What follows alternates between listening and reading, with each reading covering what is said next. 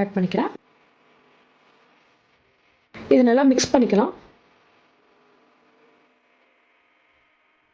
Salt இல்லை pepper உங்களுக்கு எதுனா தேவைப்பட்டுச்சுன்னா நீங்கள் அதுவும் சேர்த்துட்டு இந்த மாதிரி மிக்ஸ் பண்ணி வச்சிடலாம். இப்போ நம்மளோட பிரெட் பாக்கெட்ஸ்குள்ளே வைக்கிறதுக்கான சிக்கன் ஸ்டஃபிங் வந்து ரெடி ஆகிடுச்சு.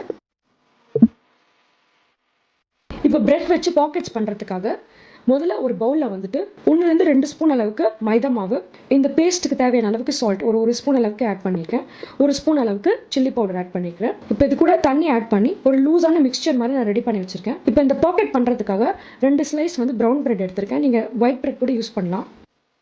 இப்போ இந்த மாதிரி சப்பாத்தி உருட்டுற மாதிரி இதை நல்லா அழுத்தி தேய்ச்சிக்கலாம். எல்லா சைட்லையுமே திருப்பி இதை நல்லா அழுத்தி தேய்ச்சி விட்டுக்கோங்க. இந்த பிரெட் வந்து நல்லா ஃப்ளாட் ஆகிடணும். நீங்கள் எதர் இந்த பிரெட்டோட சைட்ஸை வந்து கட் பண்ணிவிட்டு தேய்ச்சிக்கலாம், இல்லை இந்த மாதிரி தேய்ச்சி முடிச்சதுக்கப்புறம் நீங்கள் சைட்ஸ் எல்லாம் வந்து கட்